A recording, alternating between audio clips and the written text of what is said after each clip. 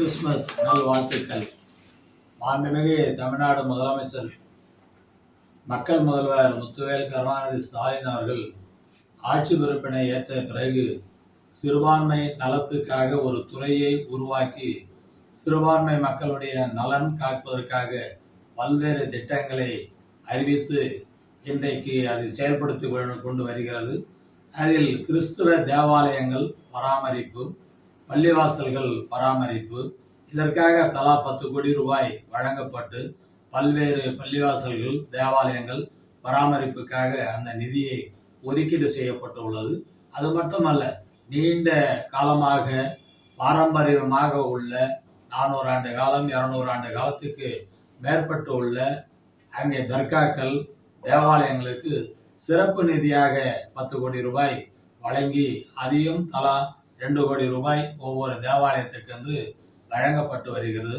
சமீபத்தில் கூட சென்னையிலே அரசு சார்ந்த நிகழ்வில் சென்னை தாமஸ் மவுண்ட் அந்த சர்ச்சுக்காக 1,18,00,000 ரூபாயும், கால்வெல்ட் திருநெல்வேலி சர்ச்சுக்காக 1,03,00,000 ரூபாயும், சென்ட் சேவியர் நாகர்கோயில் அந்த சர்ச்சுக்காகவும், மற்றும் அதே மாதிரி Saint Thomas Mount National Shrine அந்த சர்ச்சுக்காக 1,49,00,000 ரூபாயும், இதை போல தொடர்ந்து அந்த தேவாலயங்களுக்காக பராமரிப்பிற்காக நாம் 10 கோடி ரூபாயில் தொடர்ந்து வழங்கி கொண்டு வருகிறோம்.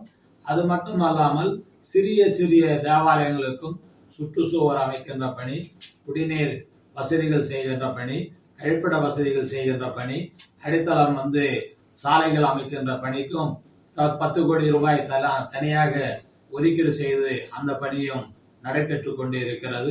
அதே போல கிறிஸ்துவ தேவாலயங்களுக்கு பணிபுரிகின்ற ஊழியர்களுக்கு ஒரு நலவாரியம் அமைக்கப்பட்டு அது செயல் வடிவத்திற்கு வந்துள்ளது.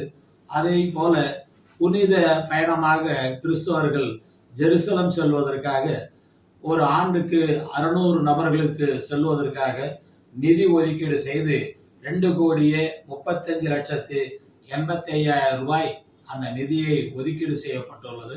கொரோனா காலத்தில் அது அவர்கள் பயணம் செல்ல முடியவில்லை. இப்போது இஸ்ரேல் போர் நடக்கிற காரணத்தினால் செல்ல முடியாமல் உள்ளது. எனவே ஜெருசலம் செல்லுகின்ற அவர்களுக்கு உதவியாக அரசு சார்பாக ஆண்களுக்கு ஒரு நபருக்கு 37,000 ரூபாய் வீதமும், அதே மாதிரி பெண்களுக்கு 10% அந்த 600 பேர்ல 600 கன்னியாஸ்திரிகளுக்கு தலா ஒன்றுக்கு 60,000 ரூபாயும் வழங்குவதற்காக திட்டம் தீட்டி அறிவிக்கப்பட்டுள்ளது.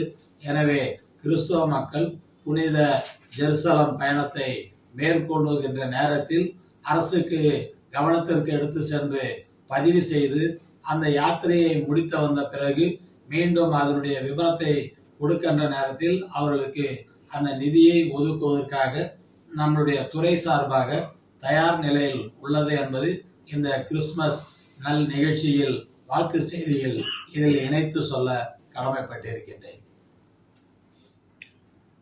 இந்த ஜெருசலம் பயணம் முறையா நீங்க செய்யலன்ட்டு முன்னாள் முதலமைச்சர் முன்னாள் முதலமைச்சர் சொல்லியிருக்காரு. மக்களை பாதுகாக்க வேண்டியது ஒரு அரசாங்கத்தினுடைய கடமை. அங்கே இஸ்ரேலில் போர் நடக்கிற காரணத்தினால் மக்கள் செல்லவில்லை. மக்களை பாதுகாக்க அந்த கடமையில் அந்த இஸ்ரேலில் போருக்கு முன் ஒரு டூர் சென்ற 127 பேரை கூட மீட்டு வருவதற்காக தமிழக அரசு எடுத்த முயற்சி என்ன என்பது நீங்கள் எல்லாம் அறிவீர்கள்.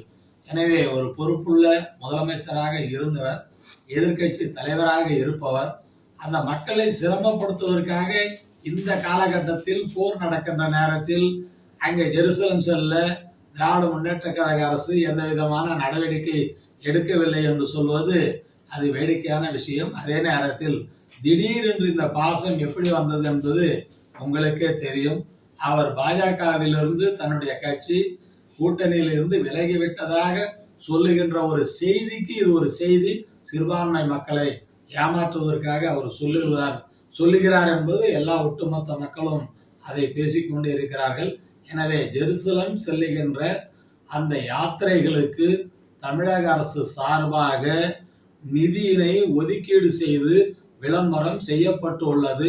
அவர்கள் செல்லுகின்ற நேரத்தில் அரசாங்கத்திற்கு பதிவு செய்து சென்று திரும்பி வந்தவுடன் அந்த யாத்திரை முடிந்து விட்டது, பயணம் சென்று வந்து இருக்கிறோம் என்ற முழு தகவல் கொடுத்தவுடன் அந்த உரிய தொகையை விடுவிக்கப்படும் என்பதுதான் தமிழக அரசு சார்பாக உள்ள அதிகாரப்பூர்வமான செய்தி. எனவே இதை அவர் தெரிந்தும் அறிந்தும் இதை மூடி மறைத்து ஒரு செய்தியாக்க வேண்டும், சிறுபான்மை மக்களுடைய வாக்குகளை பெறுவதற்காக திசை மாற்றி ஒரு செய்தியை சொல்லுகிறார். என்றைக்கும் அது சிறுபான்மை மக்கள் ஏமாற மாட்டார்கள் என்பது அவருக்கே தெரியும். அவருடைய பேச்சே ஒரு நாடகம் என்பதும் அனைவரும் சொல்லுகிறார்கள்.